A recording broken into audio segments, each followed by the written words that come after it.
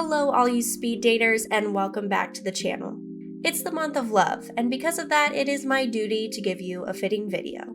I've been a sucker for the ever so hilarious and most times degrading form of television known as reality dating shows. Just like most of you, my interest is less motivated in the romantic aspect of these series and more so by the utter chaos that accompanies it.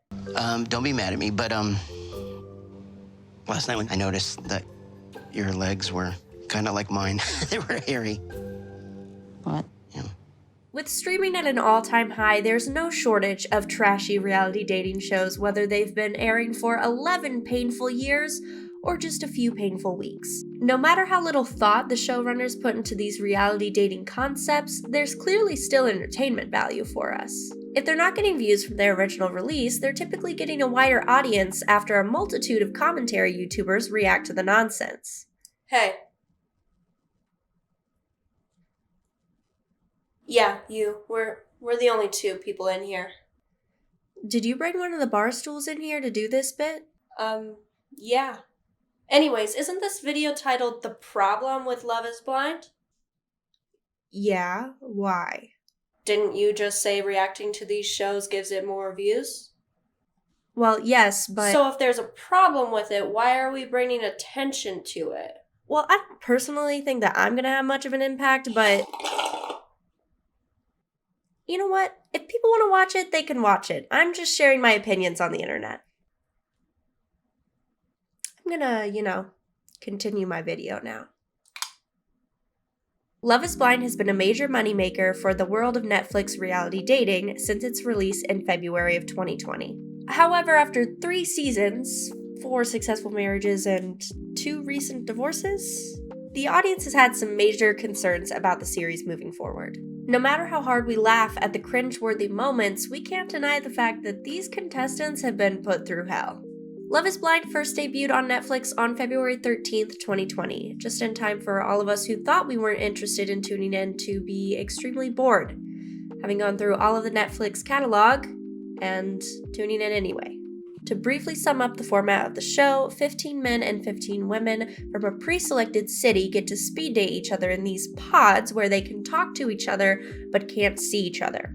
After finding a companion in the pods, one person can decide to extend a marriage proposal at their convenience and move forward with the show. From there, the couples are thrown into a week-long honeymoon and promptly the real world, where they get to explore all of the fun issues that come with choosing a partner, but with someone that they're already engaged to. Then there's my student debt from where I never graduated college. How much are we talking about? About 20 grand. And at the end of their escapades, they get to have a wedding day where they get to decide if they'll say I do or I don't in front of all of their friends and family. It's really not embarrassing at all. This series brought something we had kind of already seen with Married at First Sight, but with slight changes here and there, no real dating experts on set, and uncensored drama, which is always a fun time. I didn't feel like it was comfortable, right? So what I said was, that's not what she felt. How do you know what she felt? You're Heather, not Lauren. Listen to me. Stop interrupting me, please, for the love of God. However, with Love is Blind, we were introduced to a couple that made us question everything we've always assumed about reality dating shows. Typically, at least for realists, we believed that shows like The Bachelor, 90 Day Fiancé are staged. These people have to be actors, or producers are giving them scripts or scripted segment. Really? And most importantly, we believed that the process of these shows just doesn't work. Love isn't actually blind, right? How can you possibly get to know someone for just 10 days and decide that that's the person you want to be with for the rest of your life? Not to mention without ever seeing them. But Cameron Hamilton and Lauren Speed made us as an audience question everything. I want it to be your home. Yeah, you want me to live here with you? I do. You know, I have found the one. Not only did their connection feel genuine, it felt awkward. Like, not in a bad way, more like in a I can't believe I'm gonna marry someone after such a short amount of time knowing them way. And obviously this is all just opinion. I'm sure that some people can make arguments that even Lauren and Cameron were actors, but the world went wild for them, and you can't deny that fact. And because of this, Love is Blind hooked so many people that in the week of the season 1 finale, it became the #1 trending program on Netflix and amassed millions of household viewers. Even with a 33% success rate, the Love is Blind audience was hopeful for the already renewed 2nd and 3rd seasons. However, that hope would fall pretty flat and instead be turned into criticism of the wrongdoings of continuing the show. You see, season 1 had its fair share of dramatic moments, from Diamond and Carlin's breakup to the Amber Barnett-Jessica love triangle. As far as I was concerned, that was nothing after the fact. So to see her throwing herself at him in Mexico, bitch, you're shiesty. You're so fake. Coming to my face like we were cool, you were so fake. But similar and what many would consider more emotionally damaging drama arose from the following seasons. I feel like my other connection is just, I feel like I'm just drawn more to that.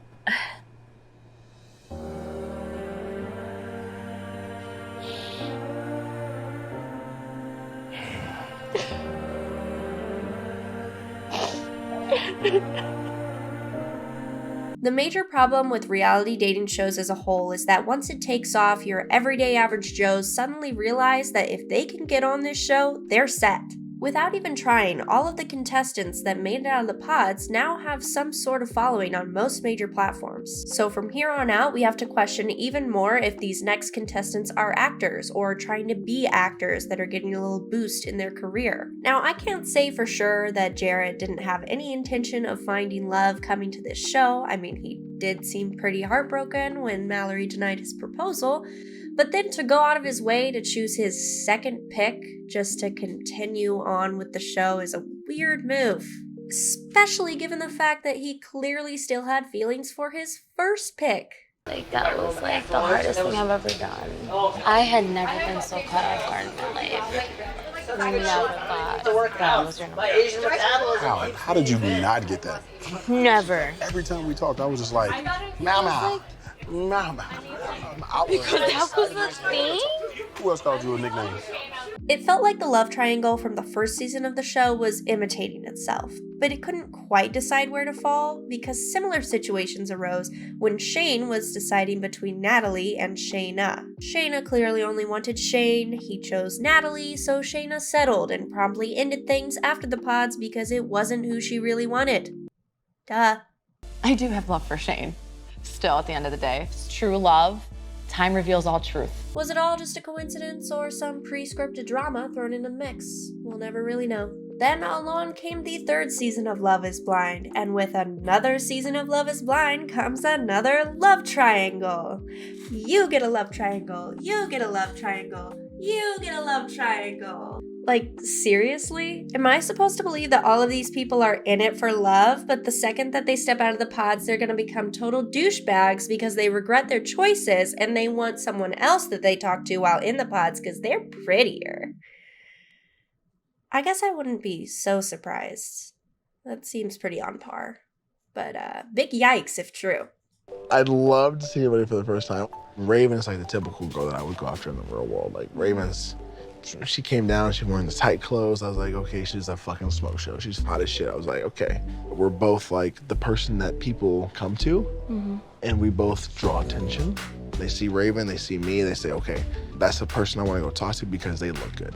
Even to write off any criticism that this show might get for seemingly being staged, that doesn't even cover it.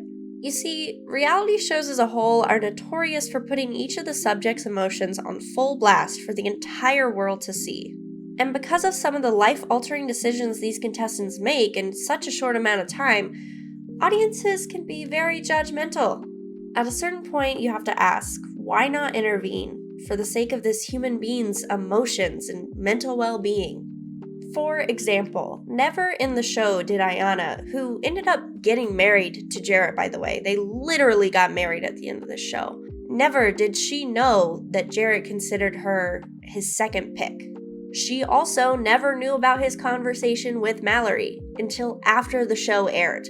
Granted, that is an audience's assumption based on what was aired. We clearly don't see everything that happens behind the scenes in these people's lives. But to have the audacity to showcase this clear disrespect and not even make the person that seemingly does want to find love aware of the situation, that just seems really wrong. 4 months after the release of the season, Ayanna and Jarrett released a joint statement of their divorce. Disgustingly, Ayanna faced a ton of mockery as people stated they didn't sympathize with her because she settled for being Jarrett's second choice, instead of, putting the producers on blast that eat this shit up. Because of this, Ayanna broke down on TikTok while detailing the couple's divorce and her mourning of the girl she used to be. It was a raw depiction of the mental turmoil the show and a loveless marriage had on her.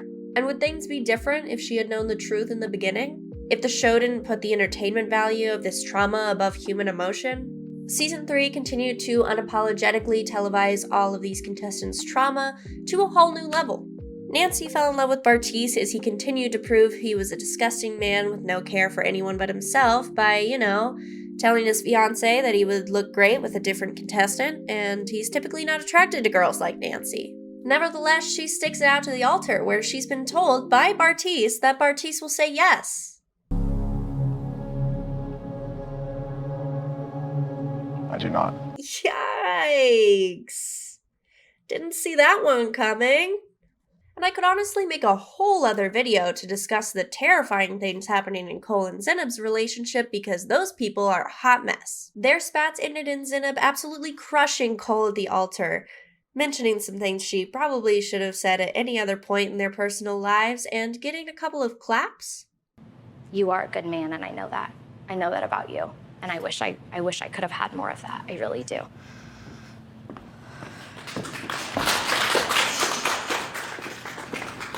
And of course, in the reunion episode, Cole got to be a punching bag from just about everybody for breathing the air that they breathe. I mean, I said some things that I would never say. And, watching it destroyed me. Cole, I don't regret you at all. I don't regret you at all.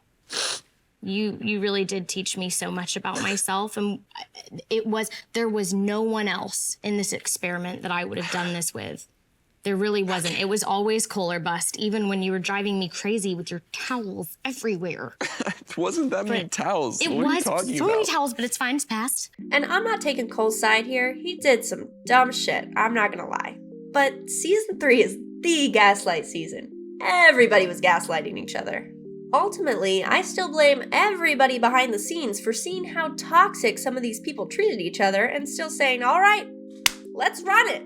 I won't pretend I'm a relationship expert, but I do know a thing or two about emotional damage, and every reality dating show is at fault for televising things they shouldn't. Many people who feel the same have gone to their favorite platform to discuss their desire of Love is Blind getting canceled, and I have to say, I'm with them. Whether they are staging content or not, there's no one there to truly help these couples in the end. The show isn't setting them up for success because they don't care. They just want the views, baby. Which is why Netflix just released 3 new After the Altar episodes, bringing these couples and exes together again.